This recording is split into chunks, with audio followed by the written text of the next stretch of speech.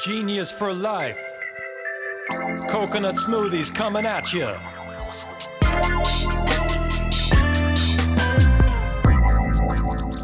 Hello, hello. Welcome to episode 121 of 15 Minutes of Genius. I have a little bit of a hoarse throat right now.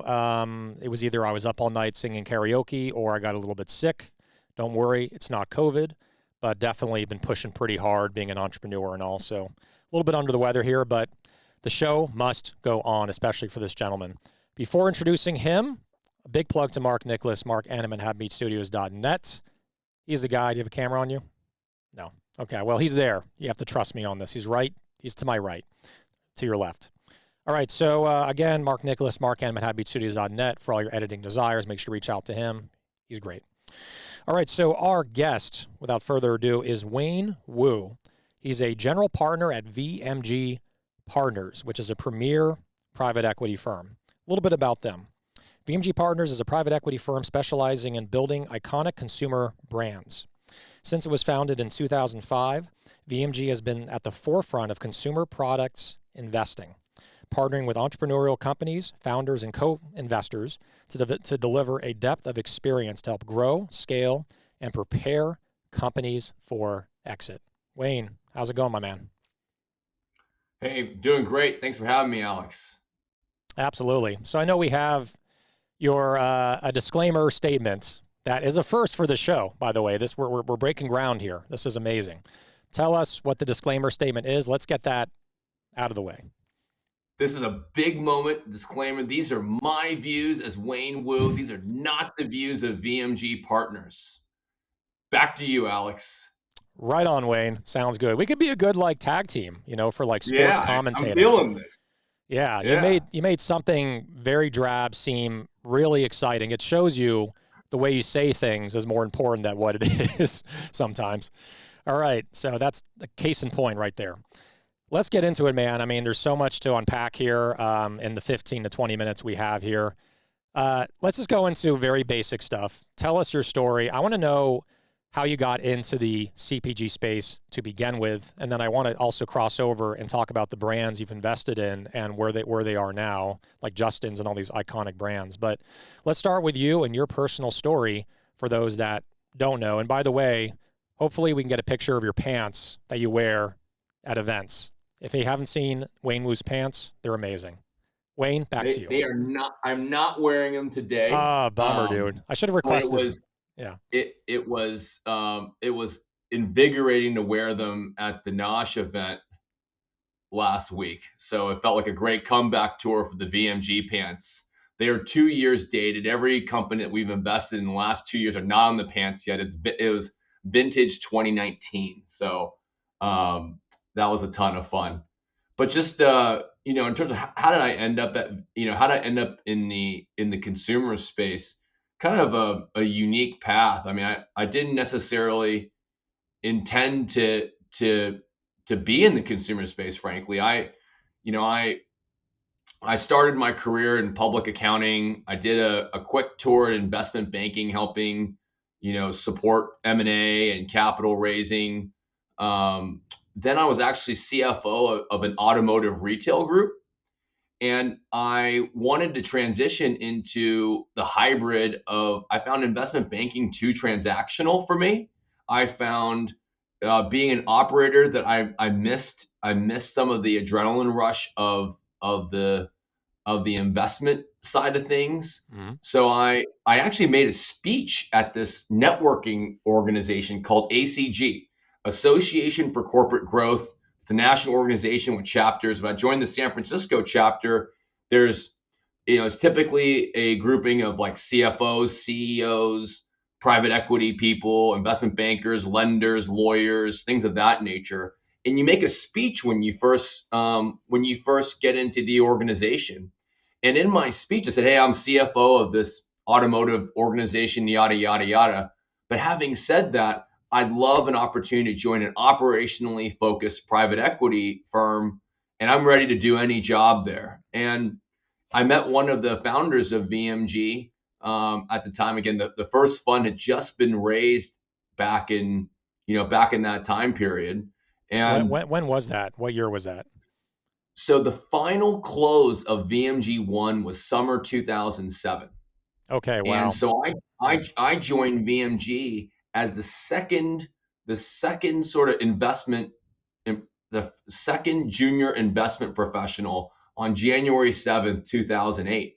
So for me, it was through this desire of being part of an operationally focused private equity firm.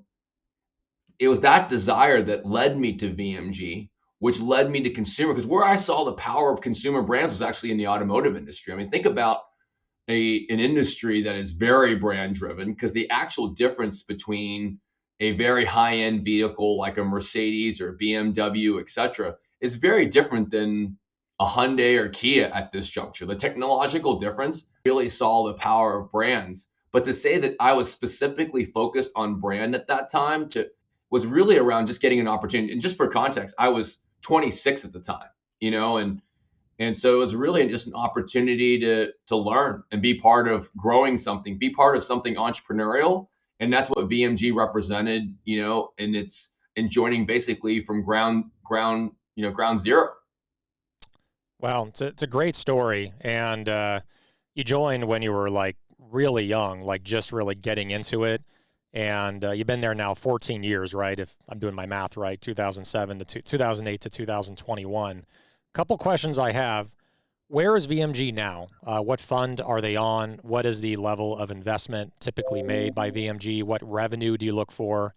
And also share with us just it's fascinating, some notable investments that you guys have made and where the brands are now. Yeah, so we're investing out of our fifth fund. Time sure flies by since the first one. And again, we focus on partnering with um, entrepreneurial brands that we believe can be iconic brands, and we don't really narrow it down to a very specific stage. We only invest in very narrow amounts of categories. So branded food and beverage, personal care, beauty, pet food, pet treats, and the wellness supplement space. So really kind of branded products and services. We've invested in a very wide range of check sizes from $1 million to a couple $100 million. So we're not, I think we're very flexible. For us, we want to be part. We want to help support entrepreneurs and brands where we feel like we can add value and there's alignment and vision on what we could build together. I love that. And a couple hundred million, that's a few shekels right there. That's an insane amount of money, obviously. So for the stage of the company, right, you said you're agnostic to, it doesn't have to be a certain revenue. You're really investing on believing in the company, believing in the founder, believing in the product and the category. Let's go into an example because I love this brand. I'm also a big fan of the founder who's all over the brand, Justin Gold with Justin's Peanut Butter, Justin's Nut Butter. Give me that story about how you stumbled upon Justin, when you invested, and then obviously Justin's has had an exit. But give us the story about that. Yeah, I mean, it really comes down to our ecosystem driven approach. And, for us, one of my pet peeves about the investment industry is I think there's often a very short, a very immediate gratification focus where it's a bunch of deal hunters looking for next week's deal. And that's not our approach at VMG. We think about it as an ecosystem that we're a part of, and we want to make sure that we're giving to the ecosystem way more than anything that we're getting from it. And as I think about the ecosystem, I think about certainly the entrepreneurs and teams that help grow brands. I think about the large global CPG strategics that sell most of the goods, out there in stores and online. And then you have the retailers themselves that are selling products. And I think about it in terms of how do we support all these constituencies to help improve what people, their pets, are putting in and on their bodies, from that perspective. And through that effort, particularly in the entrepreneur bucket, I think there's too many investors that try to filter how they help based on whether they think they're going to invest in that company in the near term. our perspective and our approach is to try to help every entrepreneur. We may only invest in these a very tiny percentage of those entrepreneurs and companies, but we believe we can help thousands of them a year. And through that effort, I met Justin and his late partner Lance, who sadly passed away prior to our investment. But in getting to know the company and gotten to know both Justin and his late partner, and I think over time through those conversations of helping them prior to it to being an investment in VMG, they saw the value that we could bring to the table, and one thing led to another, and we became partners, and through that journey, still one of my best friends today, and Justin Gold, and for us, once a part of the VMG family, always part of the VMG family. Yeah, and Justin is so down to earth. Like, I remember 5 years ago, I had a presentation with Whole Foods Rockies, at the corporate office. Yep. And I've never been to Pearl Street. I've heard everything, about it. It's like CPG. It's like a CPG haven on Pearl Street. There's like every major grocery store on that street. There's a huge Whole Foods, I think the biggest in the region. And then I stopped by Justin. This is before the acquisition, obviously, 2016. And stopped by the office. He came down. The coolest thing about my visit was that there was unlimited packets of almond butter, like unlimited. Like, it was like a bowl after bowl. I can grab whatever. I stuffed my suitcase as much as I could before I went back to the airport, but super down to earth guy, and just a big shout out to Justin. And he has my same birthday as well, which is cool. September 3rd.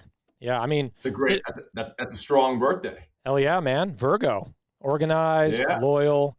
Of course, the day and the month, I just want to clarify, the day and the month is the same, but not the year. I'll let the viewers decide who's older. I actually probably look older than him. So that's what happened. You live in Colorado. You look younger. So let's go into your podcast. Just one more thing I wanted to cover there. You do a podcast. You do it with your colleague, Robin, right? Make sure my memory That's right. Okay, That's Robin. Right.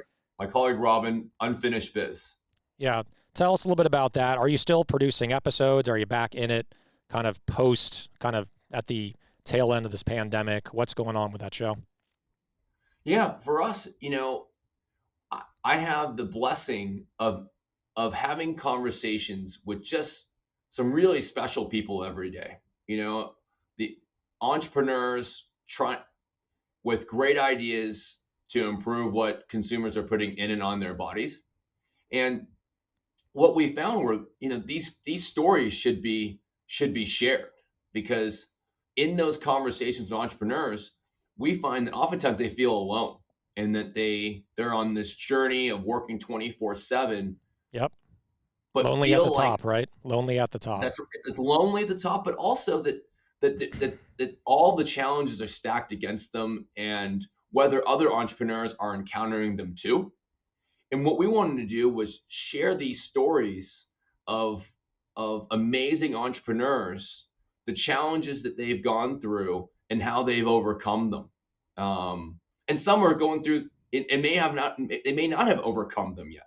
And the nature of Unfinished Biz is, we found that most podcasts that featured entrepreneurs were very much in retrospect of a journey versus during a journey. And the story had revisionist history to it, where it's all rainbows and unicorns, when, as you know, very few, if any, are ever like that as an entrepreneur. Almost never. So Unfinished Biz is all about only entrepreneurs that are still in the thick of it, where they have unfinished biz that they're trying to accomplish. It's a great concept. And I've listened to a lot of episodes, and one confession I want to make is this next part I took out of your playbook, which is called rapid fire questions. Rapid fire questions. I'm so excited to be on the other end of this. Finally, right? It's like retribution, right? Like, you've been surprising all these entrepreneurs on the hot seat. I think I see like a bead of sweat. It's like breaking, like right there near your temple. All right. Just kidding. Giving you a hard time. Oh, all right. I'm fired up. Freaking ready for this. All right. Let's go. Summer softball, there's a lot of hard balls here, so get ready. All right, first question. For music, which decade is best, the 70s, 80s, or 90s? 90s hip hop. 90s hip hop, love it. Juicy by Biggie Smalls. That's one of my favorite songs. Can't sing it on here though. It's we probably get banned from LinkedIn. Too many swear words. What do you do? What do you do for exercise? I use my tonal and my Peloton. What's and the first I like one? To play. What's that? What's the first one? Tonal. It's like almost like a modern day Bowflex. Okay. So it's like a modern day Bowflex electronic kind of video screen. My Peloton, and I love yoga. I'm getting into pickleball. I used to love to play basketball. Why no basketball anymore? Too old. Oh, never too old. Too old. I don't want to blow a knee out, tear my Achilles. I'm just too old. That's true. It's like the one sport where you can injure yourself in like 20 different ways. Elbowed in the face, turn your ankle, stub a toe. All right, next question. This is a simple one. Chocolate or vanilla? Oh, chocolate all day long. Love it. You got to try our chocolate protein. I got to get that to you. I'm more cookies and creams, but cookies and cream is kind of the balance of the two. Right. It's the best of both worlds. That's right. As a kid, because you're the same generation as me. I'm 39. I think you're like 40, right? You're like 40. 42. Dryers. I stopped playing hoops at 35. 35 was the inflection point. Got it. Same here. It was the inflection point when I couldn't even run up and down the court without injuring myself. All right. Enough about my sad stories here. Favorite country to travel to? I mean, I loved our honeymoon in Thailand. So Thailand was magical because you had the beach and the food. Exactly, and the coconuts. And absolute coconuts. The genius coconuts. Love it. All right, so it's cool at the side of a street. They just chop it open with a machete, right? And like give you it, yes. And you can spoon the meat and the water. It's like and I'm fully convinced. That's farm to table at its best right there. Yeah, that's as direct as it gets. That's all right. Favorite Star Wars character? I'm not a Star Wars guy, shockingly. So I don't. R2-D2? There you go. It's the first time here. I could see R2-D2 is very technical. Like he's super smart and technical. I could see that. So very cool. First time anyone answered R2-D2. Usually it's Yoda. All right. What is your spirit animal? Well, I've become now a dog guy. We joined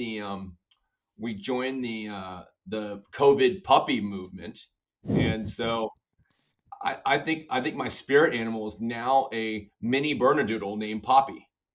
Okay, right on. Not to be confused with Poppy the soda, right? Not to. I do enjoy that. I actually had one of those today. I'm not an investor in it, but I do enjoy them. Yeah. Disclaimer, right? Disclaimer.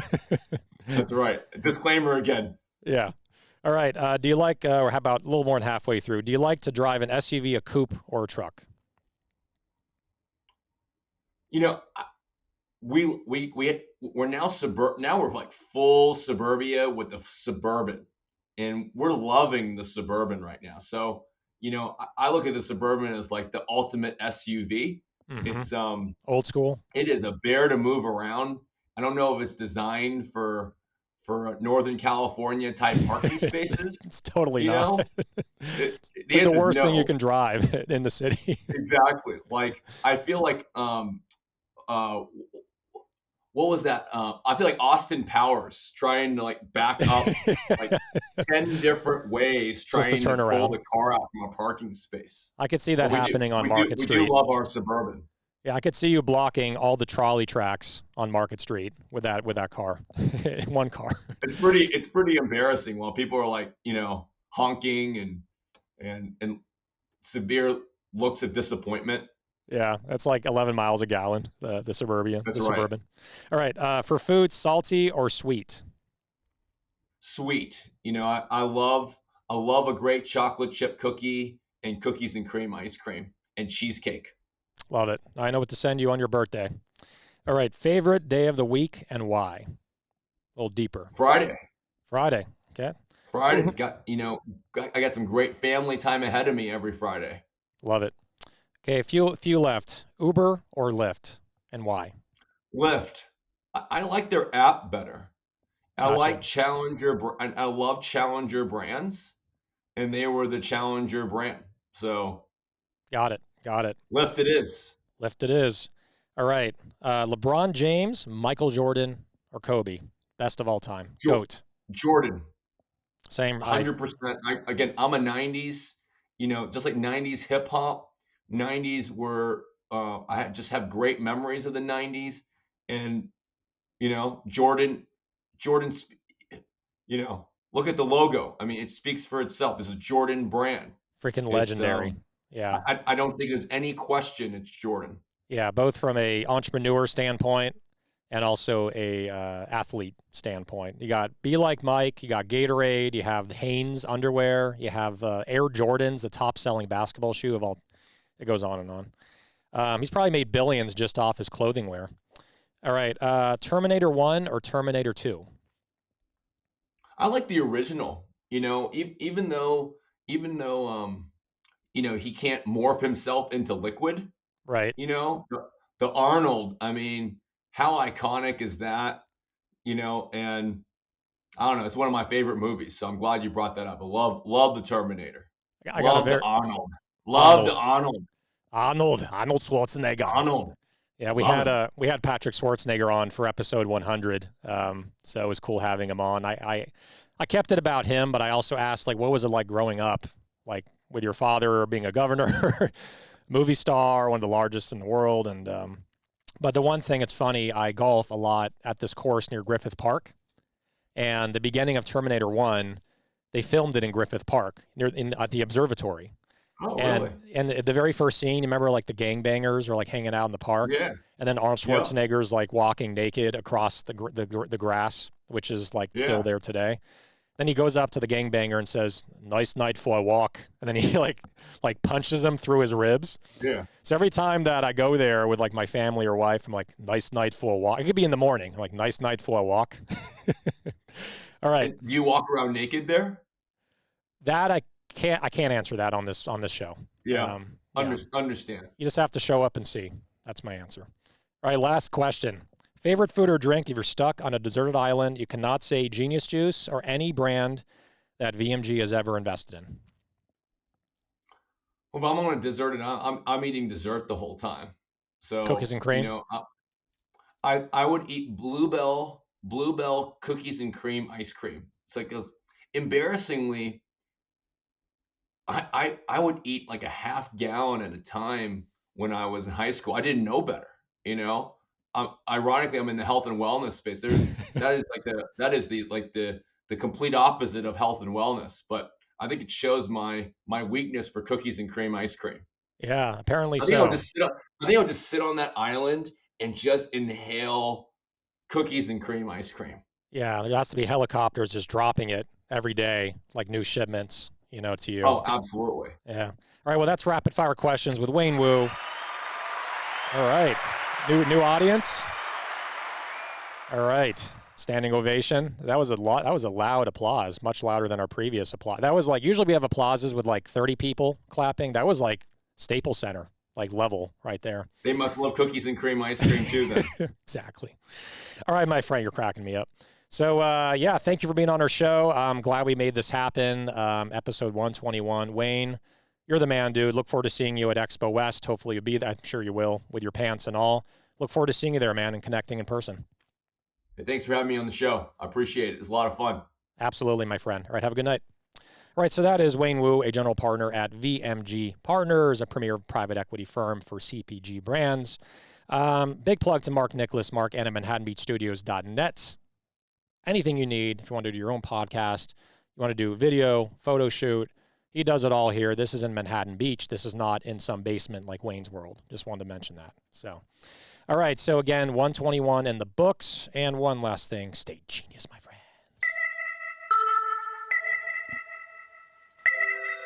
Genius for life. Coconut smoothies coming at you.